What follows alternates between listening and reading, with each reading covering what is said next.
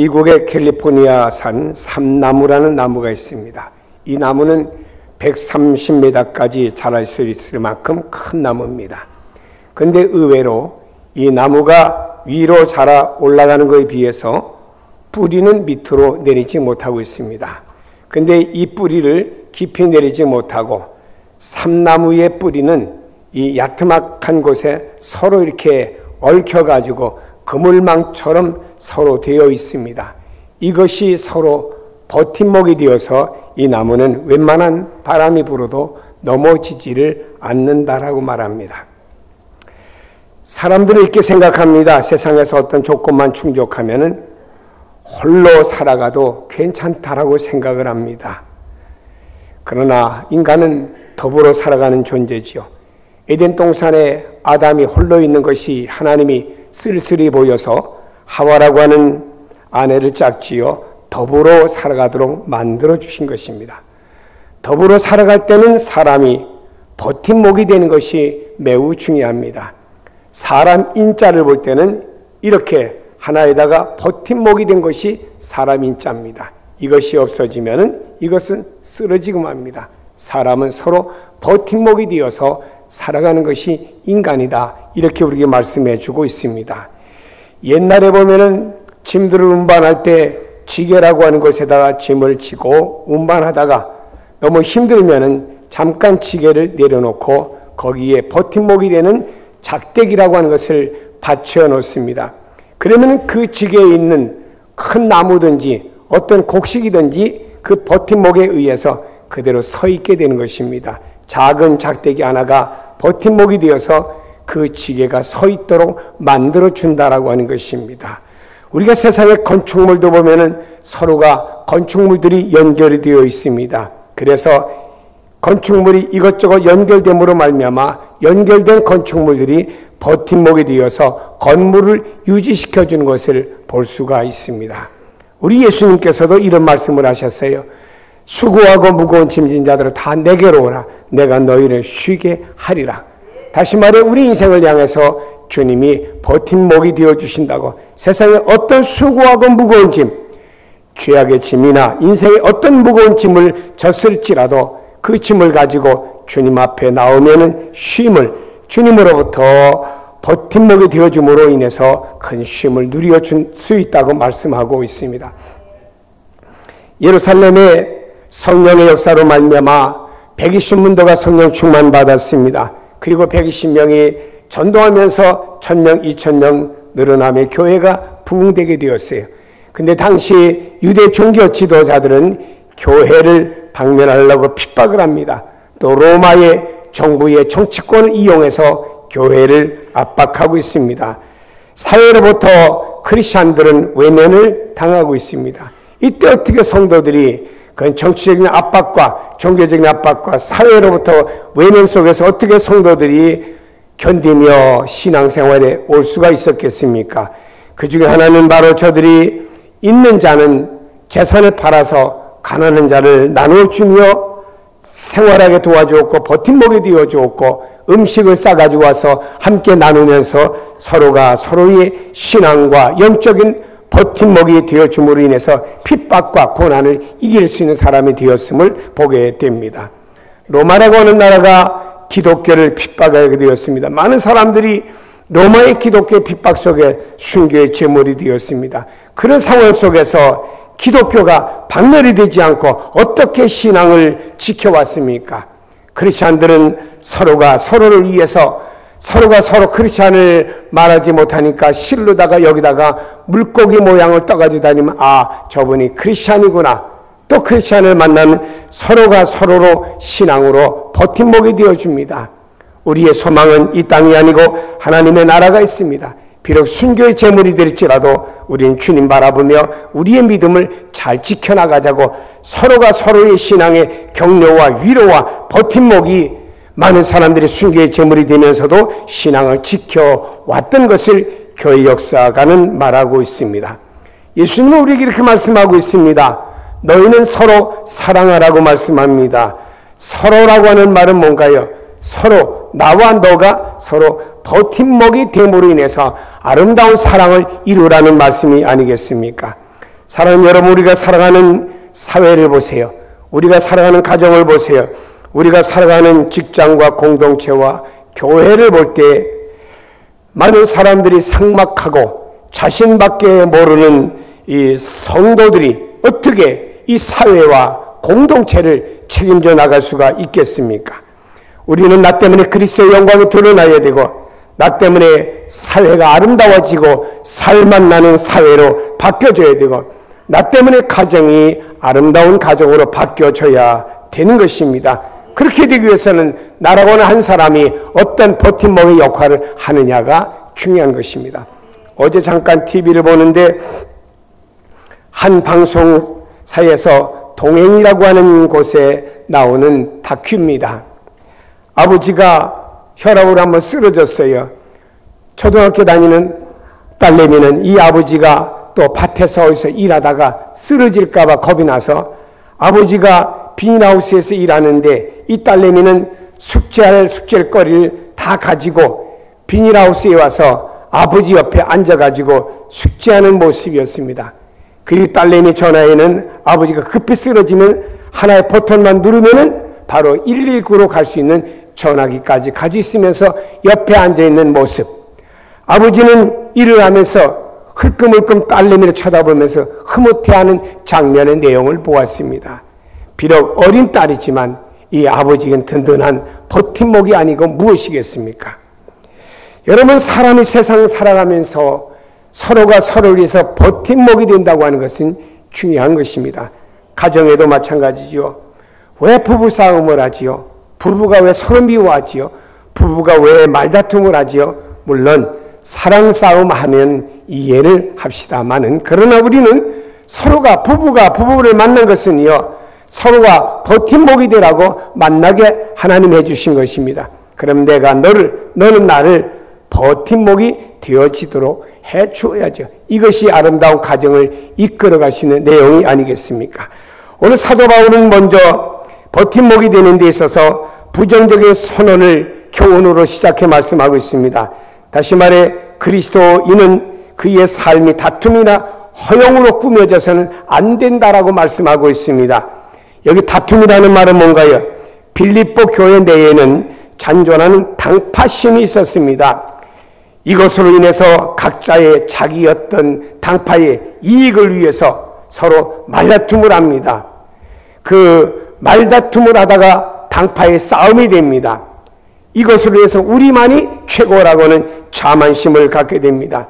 이러한 다툼은 결국에 사탄이 좋아하는 육체의 일로 나가게 되었고, 성령 안에서 이 빌립보 교회가 서로 교제해야 되는데 그 성령 안에서 교제를 단절시키고 맞는 이런 결과를 가져오게 되었습니다. 이것은 성도들이 빌립보 교회 안에서 내적인 신앙생활을 파괴하는 결과를 가져오고 만 것입니다. 갈라디아 5장 20절에 말합니다. 우상 숭배와 주술과 원수 맺는 것과 분쟁과 시기와 분냄과 당짓는 것과 분열함과 이단과 이렇게 말했습니다. 여기 보니까 원수 맺는 것, 분쟁, 시기, 분냄, 당짓는 것, 분열은 우상 숭배와 이단과 함께 나란히 경고했습니다. 여러분, 우리가 삶 속에 이런 것들은 바로 우상 숭배나 이단 섬기는 것과 똑같이 잘못되었다고 성경은 우리에게 경고해 주고 있습니다. 여러분요, 서로가 서로를 다투면은요, 버팀목이 되지 못합니다. 오히려 서로를 망가뜨리게 됩니다. 만일에 여러분, 옛날에 지게에다가 항아리를 가득 지어놨는데 버팀목이 된 그 작대기를 갖다 치워보세요. 항아리는 다 깨어지고 말 것입니다. 오늘 버팀목이라고 하는 것은 서로가 서로를 세워줘야 되는데 이 버팀목이 되지 못하면은 오히려 망가지는, 깨어지는 이런 일이 일어나게 되는 것입니다. 교회 안에는 많은 모임이 있습니다. 성경 모임이 있고, 기도 모임이 있고, 봉사하는 모임이 있고, 남녀 전도의 각각 모임들이 있습니다. 필요합니다. 잘 모여서 우리가 기도하고 좋은 일을 위해서 쓰임받는 것은 귀합니다. 그러나 잘못된 모임, 해악을 시키는 모임들이 있어요.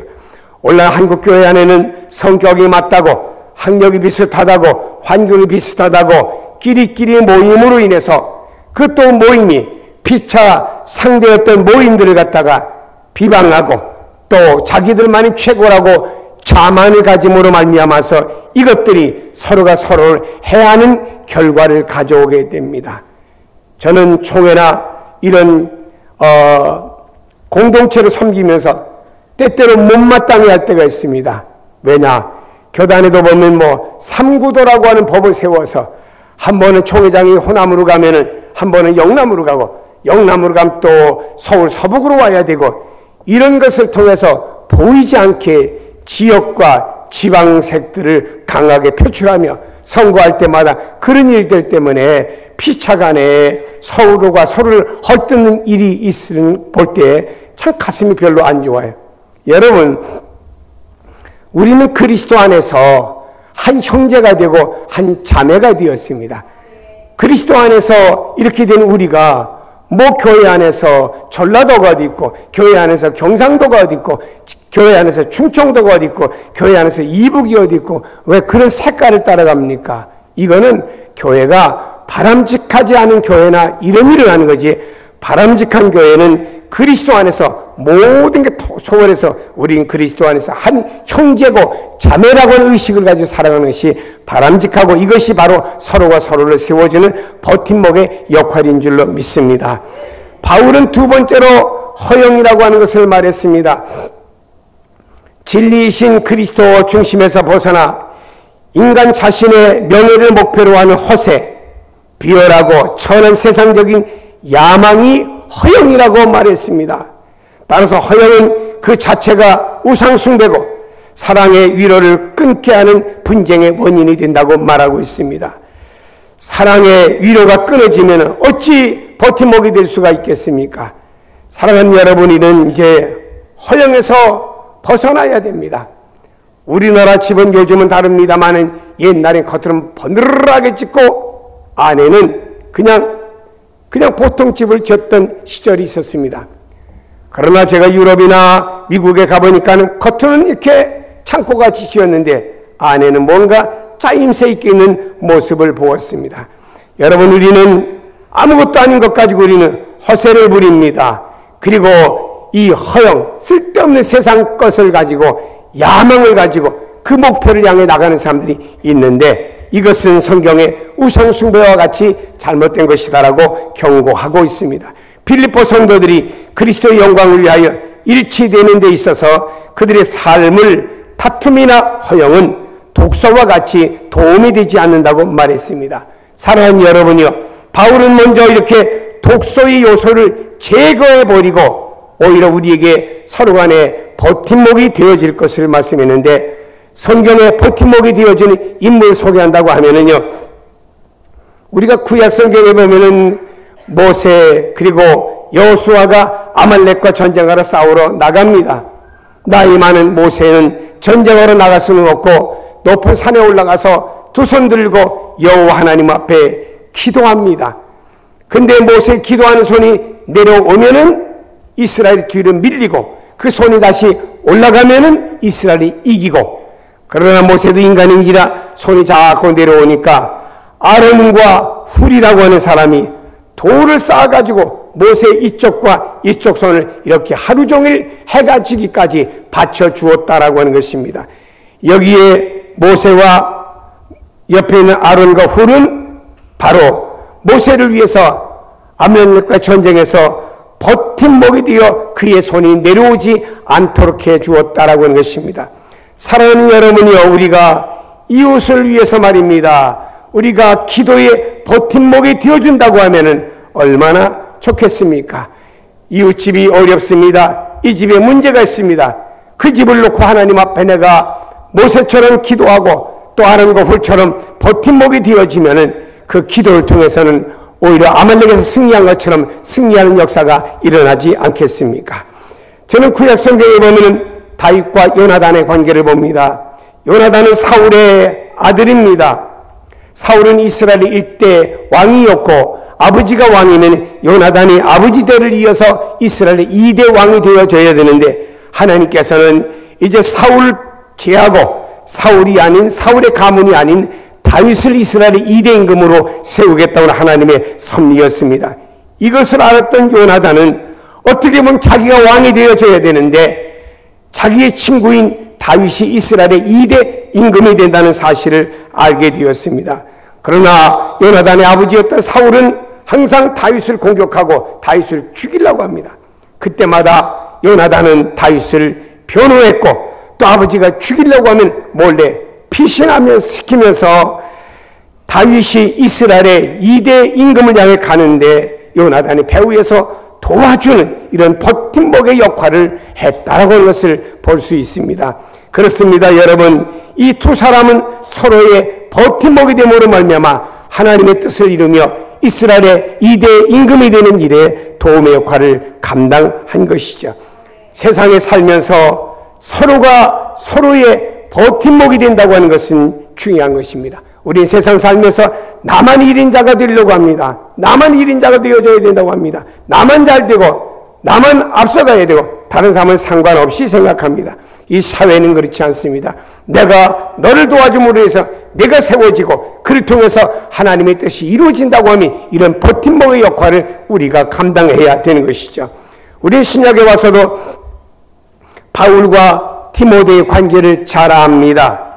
여러분, 바울의 후계자이고 믿음의 후계자이고 사명의 후계자이고 믿음의 아들이 디모데입니다. 디모데는 아직 어립니다. 철부지입니다. 그래서 바울이 디모데를 가르쳐 주세요. 디모데야, 목회는 이렇게 해야 된다.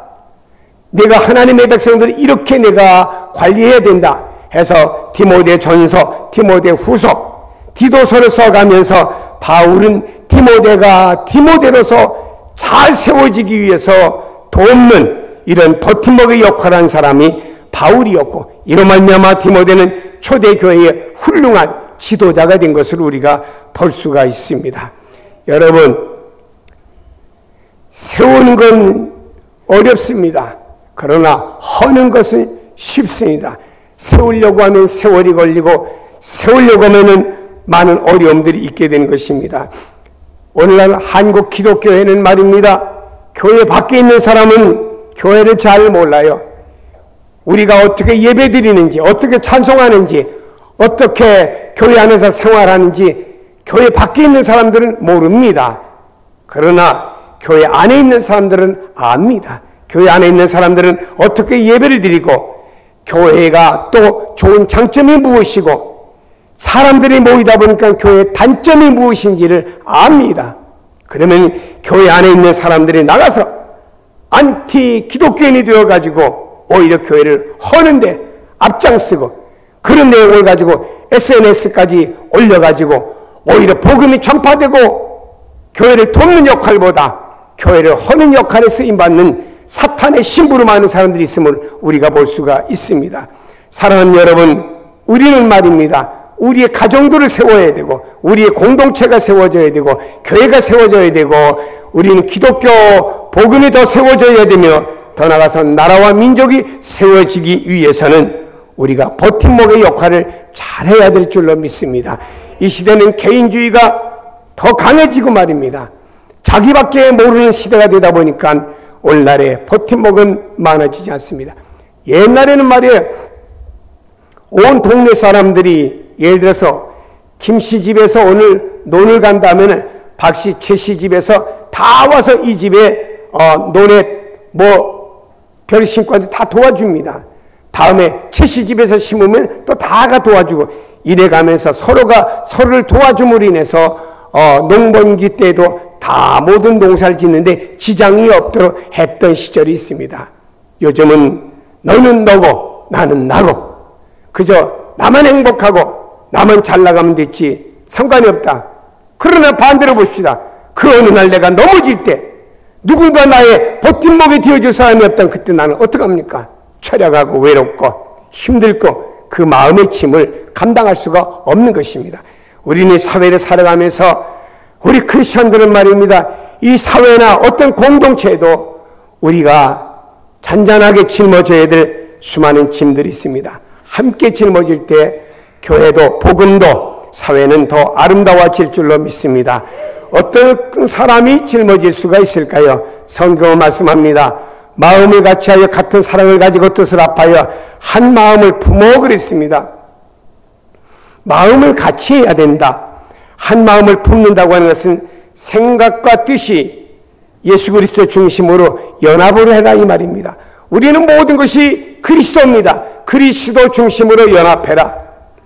성도들이 그리스도만 생각하고 그 뜻에 따라서 행동하게 될 때 목표는 하나로 일치가 될 것이고 그 마음을 유지할 수가 있고 하나로 일치된 목표를 가지고 다른 사람의 어떤 짐도 져줄 수가 있을 것입니다. 바울이 같이 일치를 강조한 이유는 당시에 바울이 빌립보서를 쓸 때 당시에 핍박으로 인해서 어려움을 당했고 많은 사람들이 믿음을 지키기 위해서 어려움을 당했습니다. 이렇게 되지 일치가 되어야 된다. 하나 똘똘 뭉쳐야 된다. 이것을 바울이 강조한 것입니다. 사람들 속에는 두 마음이 있어요. 이것이 하나가 되어져야 된다 이 말이에요. 감정도 의지도 하나가 되어져야 된다 이 말이죠. 그의 구심점은 바로 그리스도지요. 자, 사람의 마음에는 두 마음이 있다 그랬죠. 어떤 때는 이러지요.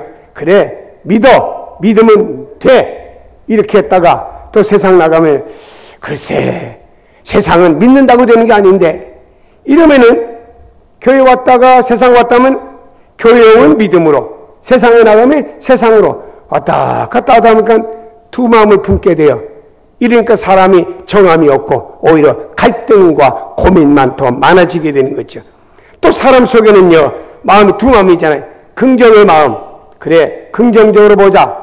어떤 마음 또 부정적으로 보는 마음이 있어요. 그럼 긍정과 부정이 내 안에서 갈등을 겪게 되지요. 그럼 거기에 나는 번민이 있게 되는 것입니다.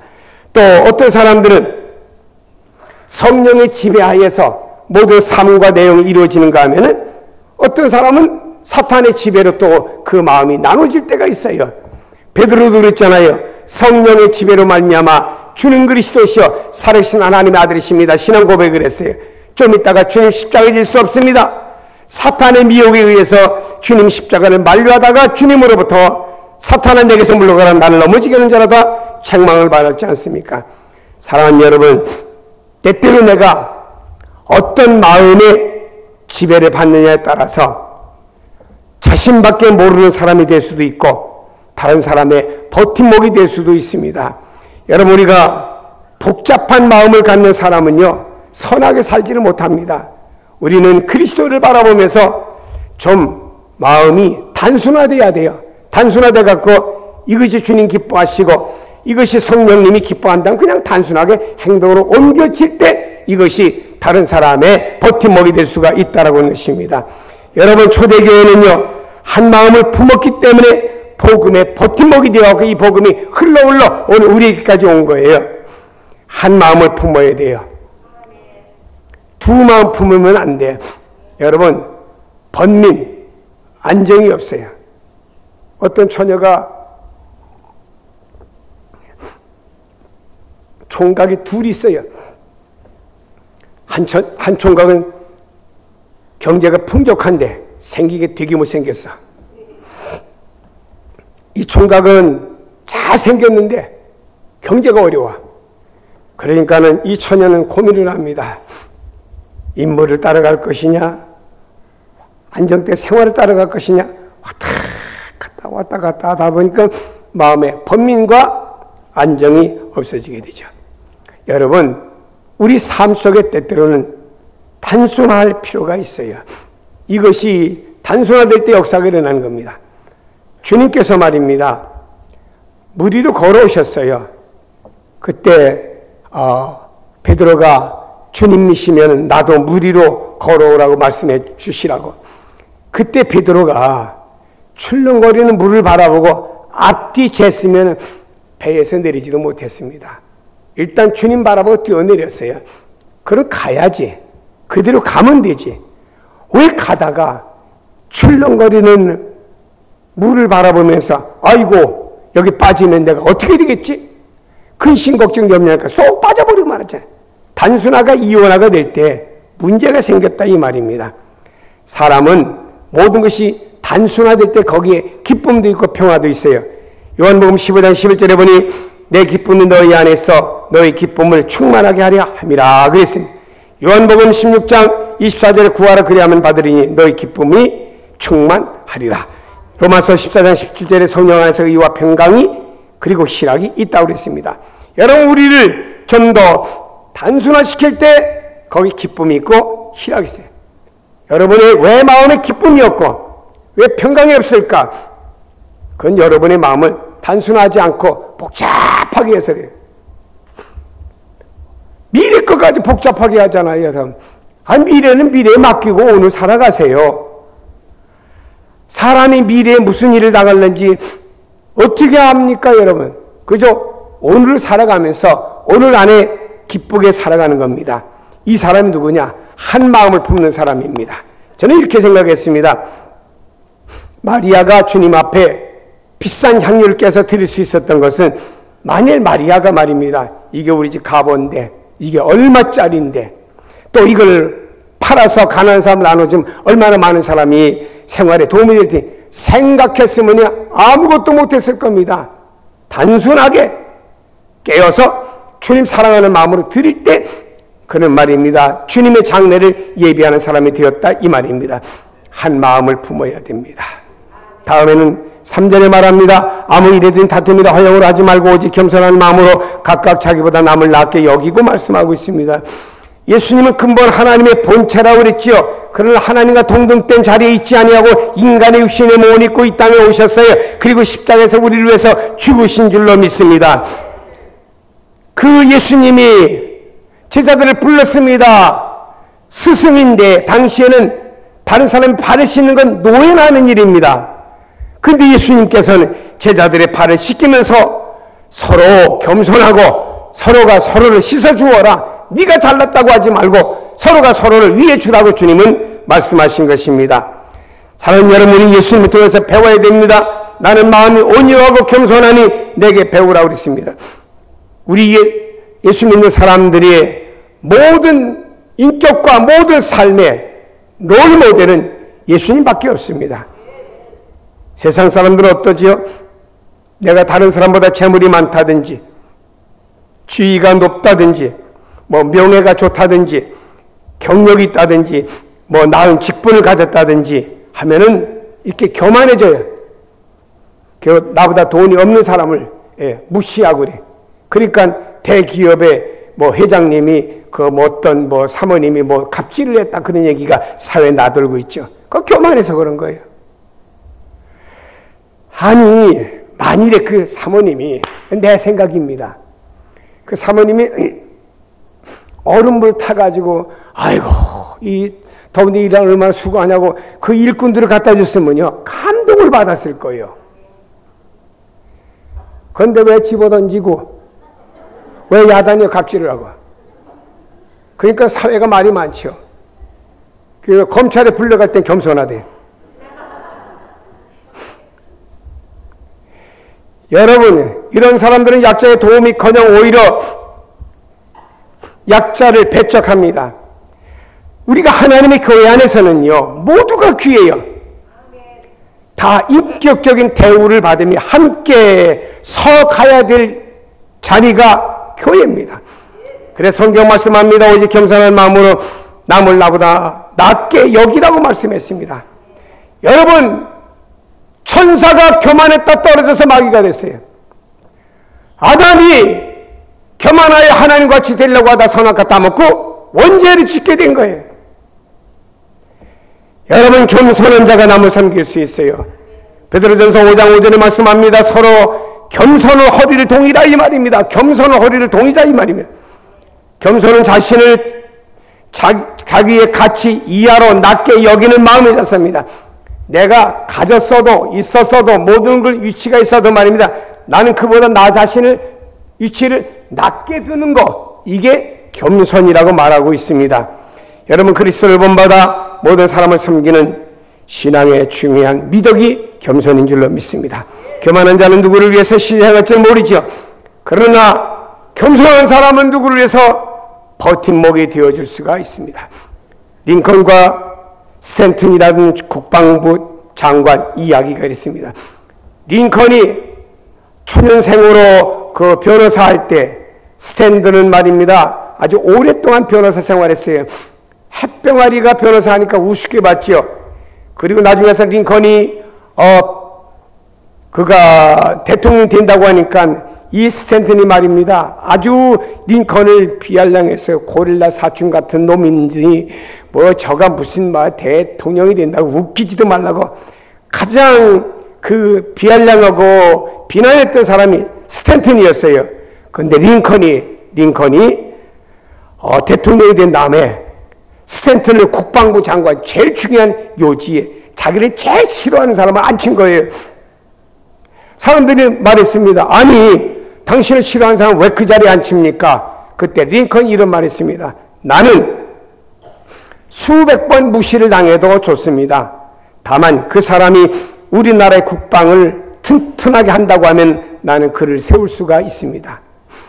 여기에서 그가 한 유명한 말을 나는 수백 번 무시를 당해도 좋습니다. 얼마나 링컨의 겸손한 자세입니까 여러분. 낮아지면 서민도 보이고 낮아지면 섬길 자가 보이고 낮아지면 힘들게 사는 주변의 사람들이 보입니다. 프랑스 제9대 대통령이었던 보암가리 대통령은 어느 날 자신의 모교 솔보 대학에서 재학시 은사였던 라비스 박사 교육 50주년 기념식을 맞아 이를 축하하기 위해서 대통령이 그 기념식에 참여한 겁니다. 라비스 박사는요, 그 축하 행사가 진행되면서 단상에 올라가서 내빈에게 이제 연설하려고 하는데 보니까 자신의 제자였지만 현재 프랑스 대통령이 내빈석 저 뒤에 앉아있는 거예요. 깜짝 놀라가지고 뛰어내려가서 아니 대통령이 뒤에 여기 앉아있냐고 저 단상으로 올라가자고 모시려고 하니까 그때 프랑스 대통령이 이렇게 말했습니다. 선생님, 저는 선생님의 제자입니다. 오늘의 주인공은 선생님이세요. 저는 대통령으로서 이 자리에 온 것이 아니고 제자로서 오늘 이 영광스러운 선생님을 축하하러 왔습니다. 하고 끝끝내 만류하고 그 말석에 앉아 있습니다. 라비스 박사는 단상에 올라가서 이렇게 말했습니다. 저렇게 훌륭하고 겸손하신 대통령이 나의 제자라니 꿈만 같습니다. 여러분, 이런 대통령을 모셨으니 우리나라는 더 부강할 것입니다. 라고 하는 말을 남겼습니다. 위즈 워드는 말했지요. 기구만장한 것보다 허리를 굽히는 편이 더 슬기로움에 가깝다라고 말했습니다. 여러분, 내가 겸손하고 낮아질 때 비로소 나는 다른 사람의 버팀목이 되어줄 수가 있지, 다른 사람의 머리 꼭대기에서 그 사람의 버팀목이 될 수가 없습니다. 4절에 말씀합니다. 각각 자기 일을 돌아볼 뿐더러 또한 각각 다른 사람의 일을 돌아보아 나의 기쁨이 충만하게 하라고 말했습니다. 다른 사람의 일을 돌아보라 했습니다. 사람들은 자기 자신의 일을 잘 돌아봐요. 내가 영적으로 건강한지, 내가 육신적으로 건강한지, 요즘 이상이 없는지, 나의 생활은 어떤지, 또 나의 미래를 어떻게 나가야 되는지, 우리 가정을 어떻게 이끌어가야 될지 잘 돌아봅니다. 물론 성경에 자기 가정을 돌아보지 않는 사람은 불신자보다 더 악하다고 말을 했습니다. 물론 돌아봐야 됩니다. 그러나 우리 믿음의 사람들은 자신을 돌아보는 데만 그쳐서는 안 됩니다. 자신을 사랑함과 같이 이웃을 돌보아야 됨을 가르치고 있습니다. 돌본다는 말은 주의 깊게 남을 관찰하며 흥미를 가지고 돌봐준 것을 말하는 것입니다. 사랑하는 여러분요, 이제 우리는 말입니다, 자신의 권리와 이익만 생각하는 자기중심에서 좀 벗어나서 다른 사람의 이익을 함께 추구하는 넓은 사고방식으로 좀 바뀌어지는 이런 우리가 되기를 주의 이름으로 축복합니다. 여러분, 그리스도의 겸손과 사랑을 배운 사람이라고 하면 확실히 자신의 이익과 은사에 대해서 뿐만 아니고 다른 사람의 유익과 행복을 살펴야 됩니다. 나 때문에 다른 사람이 세워지고 나 때문에 다른 사람이 행복해진다고 하면 그 정도 희생은 예수 그리스도 안에 있는 우리가 감수해야 되는 것 아니겠습니까? 주님은 이렇게 말씀했습니다. 내 이웃을 내 몸과 같이 사랑하라고 말씀했습니다. 마태복음 19장 21절에 내가 온전하고자 할진대 가서 내 소유를 팔아 가난한 자들에게 주라. 그리하면 하늘에서 보화가 내게 있으리라. 고린도전서 10장 24절에 누구든지 자기의 유익을 구치 말고 남의 유익을 구하라. 성도 여러분, 다른 사람을 돌보는 게 곧 주님을 돌보는 거예요. 제가 아는 한 장로님이 계세요. 한의사입니다. 주일날 이렇게 교회 가면은 어떤 분이 얼굴이 헬스름하고 아파 보입니다. 그럼 곁에 가서 아유 한 주간 잘 계셨습니까? 하고 이렇게 악수를 청해요. 악수를 청하면서 잠깐이지만 손을 흔들면서 그 사람을 진맥을 한답니다. 어디가 약한지. 그리고 약을 지어가지고는 그 집에 몰래 갖다 놓는답니다. 얼마나 아름다워요.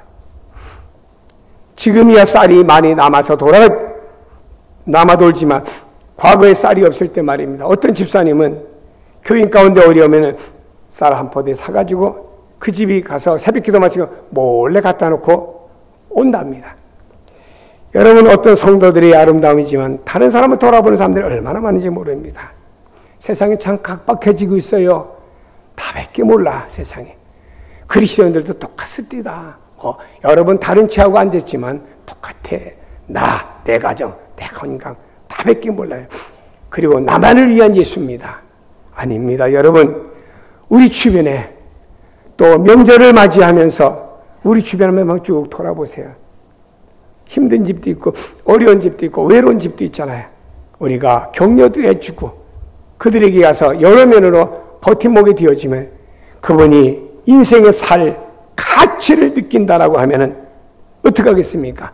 여러분의 버팀목이 그 사람에게 힘이 될 것 아닙니까? 총회를 갔더니 어떤 목사님이 교회 자립위원회 임원되는 목사님인데 저한테 와서 목사님 작년에 너무 고마웠습니다 하고 인사를 하더라고요. 그래서 내가 별것도 아닌 걸 가지고 뭐 인사하냐고. 그 내용은 그것입니다. 제가 총회장을 할 때 1년에 한 달에 판공비가 300씩 1년이면 3,600만 원 판공비가 나와요. 그 판공비 3,600만 원을 농어촌 교회 목사님들 자녀들이 대학 공부하는 너무 어려워요. 그래서 그 농어촌 교회 목회자 자녀들 장학금으로 제가 전체를 내놨어요. 물론 신문에도 날 거는 아니지만 다 나고 했습니다만은 했더니 그걸 가지고 농어촌 교회 어떤 목사님 자제분이 장학금 받아 공부를 잘해서 너무 고맙다고 전해달라 이것입니다. 나의 작은 버팀목이 그 학생이 공부할 수 있다고 하면 이것이 얼마나 아름답고 따뜻한 사랑을 나누겠습니까? 물론 나는 어느 학생한테 장학금이 갔는지 난 모릅니다. 교회 그 총회위원회에서 줬기 때문에 누구한테 갔는지는 모르지만 그러나 그 학생이 그걸 버팀목으로 해서 잘 커서 이 사회와 또 좋은 크리스찬으로 세워진다고 하면 얼마나 주님께 영광이 되겠습니까? 여러분 우리가 버팀목이 되는 것은 바로 주님의 기쁨이 되는 줄 아시고 주님의 충만한 기쁨으로 여러분이 살아가기를 주의 이름으로 축원합니다. 기도하십니다. 하나님 아버지 고맙고 감사합니다. 사회도 매정하고 심지어는 교회 안에도